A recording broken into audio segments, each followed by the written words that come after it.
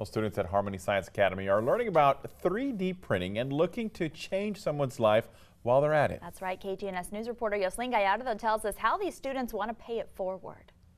Seniors at Harmony Science Academy are learning more than they expected, with an assignment not only meant to teach them about an innovative technology, but to also give back to the community. A lesson plan you don't typically see in high school. We got into these 3D printing programs. We saw all the designs and we started from there. The 3D design started simple, like miniature statues, a Super Mario question block, but then they began with more elaborate designs. I printed a 3D prosthetic finger, and then from there on we got our interest into the prosthetic hand itself. John Morales and David Navarro are among the Harmony Science Academy students spending class time to create a cost-effective prosthetic hand. A normal prosthetic arm could cost around thousands of dollars. This one so far has cost around $75 to $100. The students designed the prosthetic parts in a computer program. Just rotating it has a huge effect on it.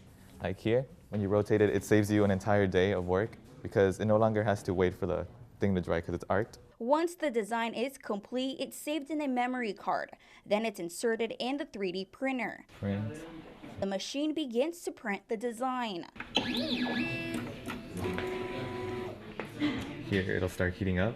For the most part, each prosthetic part has taken up to 24 hours to print, but it can take more depending on the design. After several printing sessions, the students completed a prototype.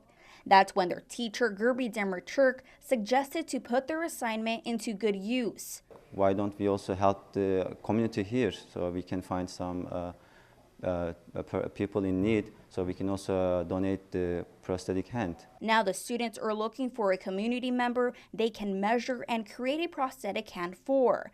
This design does require candidates to have wrist mobility. Every time you move your wrist downward, then it will pull the finger and then grab the object.